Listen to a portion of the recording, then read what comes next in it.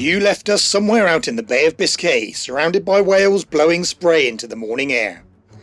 After weeks of waiting, we had found a weather window to cross the Bay of Biscay, and we're on our way. In this episode, we push on as headwinds gather against us.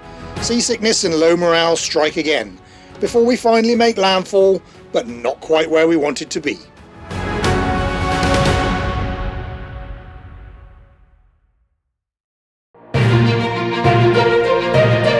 This is Intrepid Bear, a 40-foot sailboat on her way home after 3 years of adventures. Join us, Kate and Ian, as we navigate the challenges of voyaging back to the UK.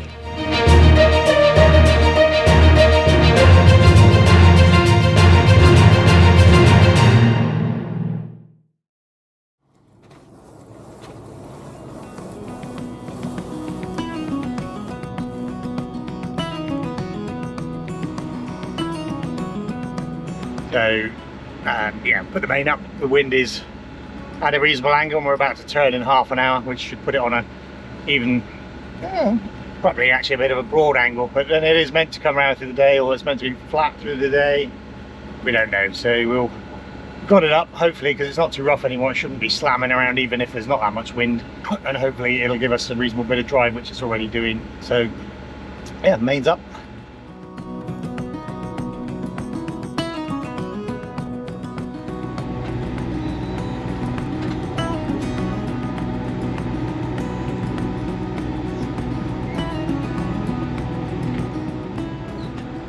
Okay, turned at the waypoint. That's, what's that, 224 miles to Brest. It's put the wind very much behind us, which is a bit of a pain because now the sails have gone flappy again, whereas they were filling a bit better. But we'll keep on going this way for a bit, see how it shapes up, and see what the wind does. A lot of shipping traffic out here, and we seem to be going straight down the middle of it, which is handy, so haven't had to avoid any of it yet. You can see there the wind is sort of southeasterly, and giving us a reasonable boost. It's a bit up and down. What are you going to do? Going to take down the Spanish courtesy flag because we're well out of Spanish waters now. So it's about time it came down, and we don't have to put up any more courtesy flags unless we stop in France.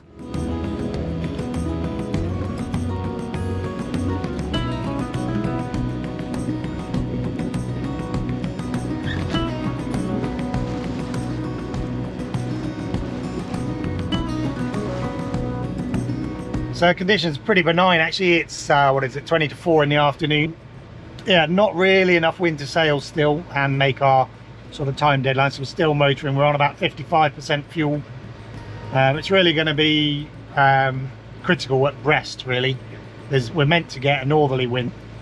If that happens and it fills in as per the forecast, then we'll have enough wind to sail, but it'd only take the wind to be slightly the wrong angle or not strong enough. If the angle's wrong, it might push us into Brest or south of Brest, which we really don't want, but if it does, it does. We can't go too much upwind, or we might end up going into Brest to get fuel, which will cost us several hours. Today's special, spaghetti bolognese without spaghetti, but with garlic toasty things instead. Neither of us wanted to be in the galley too long to make the whole spaghetti and bolognese, so quickly heat up the bolognese and chuck some bread bits in. That's good.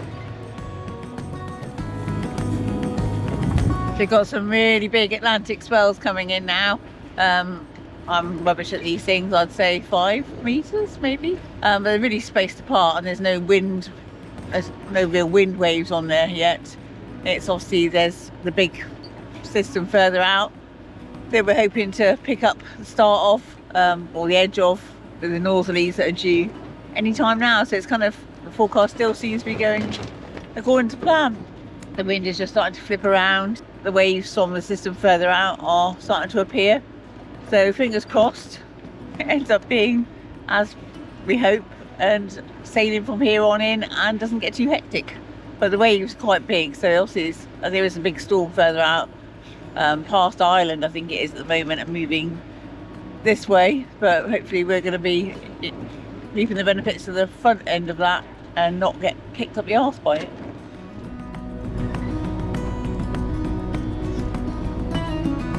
But before any wind, there was a flat calm.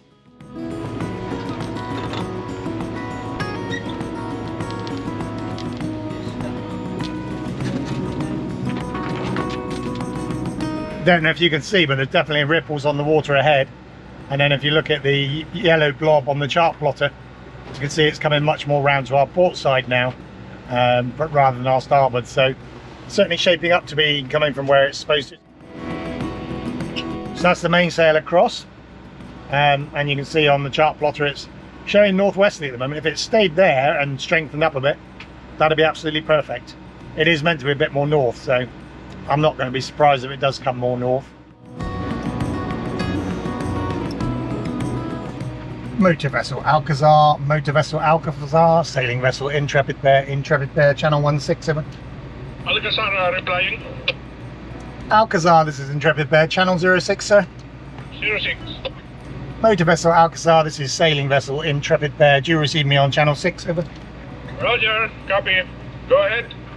Yeah, Alcazar Intrepid Bear, good evening to you, sir. We are the sailing vessel approximately 4 miles ahead of you. We have quite a tight CPA at this time. Just wanted to make sure you were aware of our presence, over. Affirmative. I'm now altering my course to starboard. I will let you pass on my port side. Alcazar Intrepid Bear, that is very much appreciated. You have a good watch, sir. Thank you very much for returning to 60. Okay, I'll back to 60.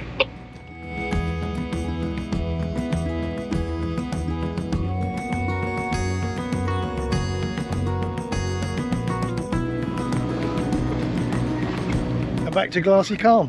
Well, say glassy calm, we've got the great big lumps from the Atlantic rollers. And this ship way over in the distance, the one that just passed us, does look like there's some wind over there, so who knows. Certainly the wind's gone round, so I'm still hopeful to pick up that wind that's going to blow us along, hopefully from sort of midnight, or hopefully we don't have to motor much more than overnight tonight. And then tomorrow I hope there'll be wind to sail properly, because like I say, we can't afford the fuel. Not can't afford it, we won't have enough fuel to motor the whole way home.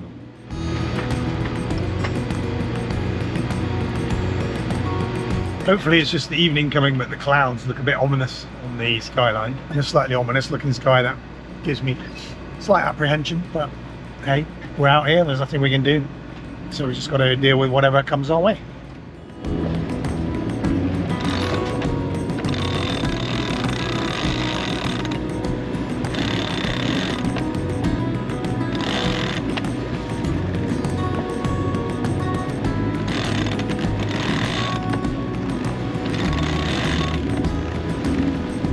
The apparent wind has gone onto the port side and is just forward of the beam, or quite tight, close haul, because we're moving forward quite fast. But the sail will certainly help, though. Put the head sail out.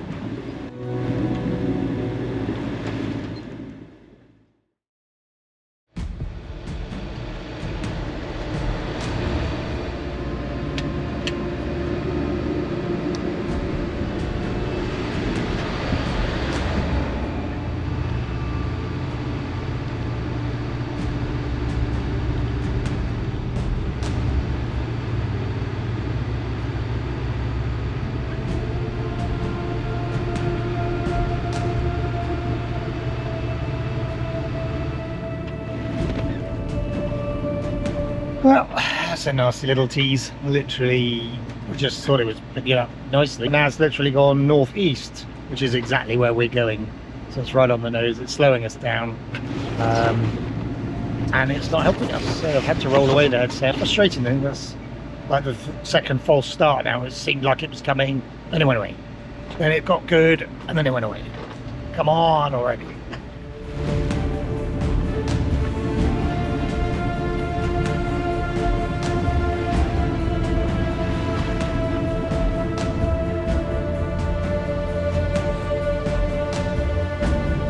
Okay, so it's 4:10 in the morning. I woke up at 2:30 and we were really slamming into it. Kate's had to bear away because we were just head to wind, just slamming horribly. She's tried to run a course, still getting us to Brest, but it's just, you know, we were burning a lot of diesel and only making 2 or 3 knots. So what we've done now is we've put put the sails up and we've turned the engine off. The engine's off, so that's a good thing. And we are sailing, but currently heading towards Quiberon, because that's the best sort of comfortable passage we can make. But it's a long way from Brest. It's not nice, it's not pleasant. The wind is due to bend round, which would pull us back up towards Brest. We may end up in Quiberon, Belle-Île area, and that means that we'll be there for a few days. Well, so be it. We can't beat ourselves to a pulp. Got to go with what we got. That's sailing. Unfortunately, we haven't got enough fuel to just keep pounding up wind, and it's very uncomfortable. So, yeah, that's what's happening. But it's quite nice to have the engine off. Just wish we would go in the right way. Anyway.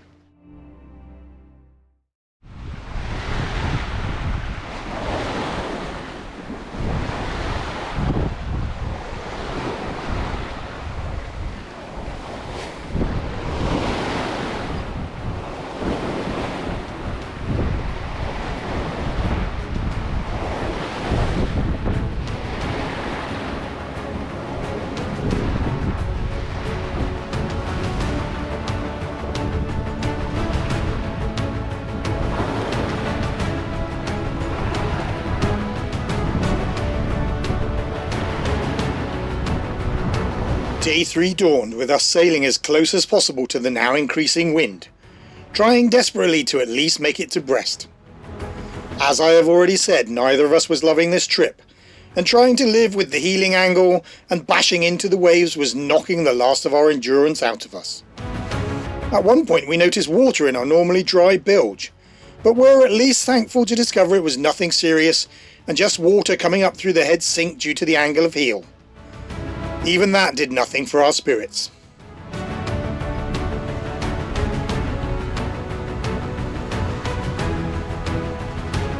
On camera, these conditions may appear close to ideal, and in other circumstances for other sailors, maybe they were. But it is deceptive. The waves were much bigger than they appeared, the seasickness was ever present, and our morale, in particular mine, was through the floor. I hesitate to include the following clip due to the negativity, but it was the reality of how I felt in the moment. So, just to put it on record, I don't know if it'll make the cut or not, but I utterly hate this. I hate it. I am miserable. I feel rough. I'm not even that tired. I've been sleeping, but I feel ill. Okay, if I sit still or if I'm sleeping, but every time I move, I just feel like I want to throw up. Have thrown up at the beginning of the trip, not again since. But beating up wind, it's really lumpy and horrible. I just don't enjoy it. I just don't feel good. Like I say, the motion upwind is... Some people might love it. I just absolutely have not had any pleasure out of this trip at all. It doesn't help that we're at the end of our adventure and we don't really want to be crossing the Bay of Biscay. We just want to get home. We're not seeing it as a great challenge. It's just an obstacle. Not saying you won't enjoy it. Not saying some people don't enjoy it. But for me, and Kate's not been loving it too, although she's had a better day today. For me, it's utter misery and it can't end soon enough.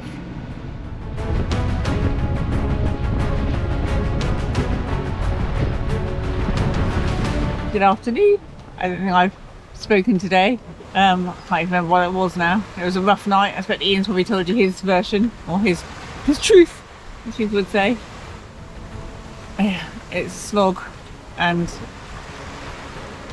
we're both desperately trying to get home. Ian wanted to change course for Quiberon, and I desperately wanted to keep going to Brest at least. So we only have one more sail after this to get home. So today's been mainly about, I started just trying to pinch a couple of degrees all the time to get us high enough, but that ended up us really beating into it, which wasn't helping, and heeling over a lot. Ultimately, we had a bit of a shit day. Sailing isn't, I would say, actually too bad right now. We've got 13 knots of wind just in front of the beam apparent, and we're heeling over at about 10 degrees. So it's actually quite nice, but it's just really leany and we're both really tired and just not really into sailing right now. So that's my update. I'm not as sad about life as Ian is, but just wanting to get it done.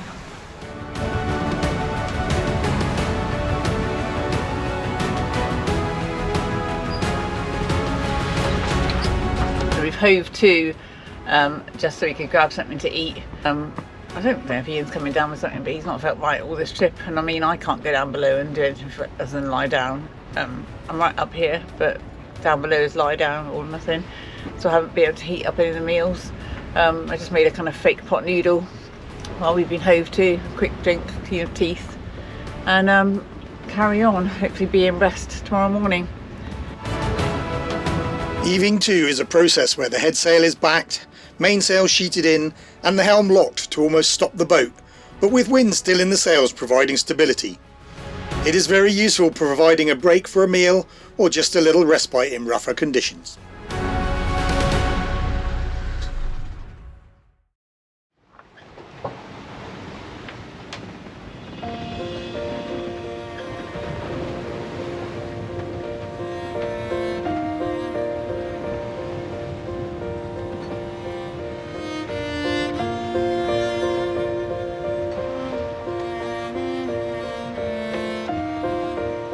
Time to go, that is the real torment. 1 minute it's like 3.5 hours, we think, oh yeah, before the shift change we'll bear away, because you're creaming along at 6 odd knots, and then the wind just dies and you're doing 4 knots, and then that goes to 4.5, 5 hours. It's the worst thing to look at. The distance to go is better, because that at least always comes down. It's just a killer, it really is. There wasn't much filming that night, but with dawn came salvation, as the French coast and the entrance to Brest hove into view. It wasn't home, but it was a very welcome sight to say the least.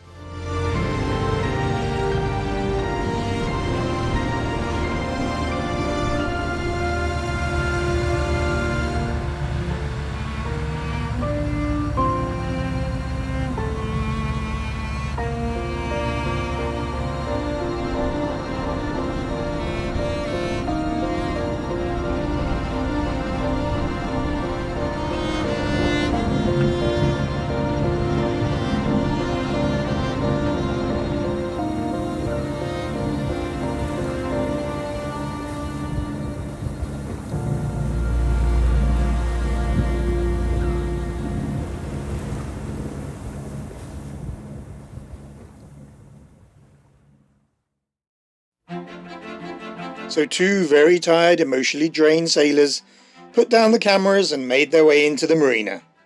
It wasn't home, but we were just happy to be still. Join us next time for our last ever overnight passage and see us finally arrive back home. Our last big voyage is not completely without drama, but seeing the cliffs of home was a truly emotional moment.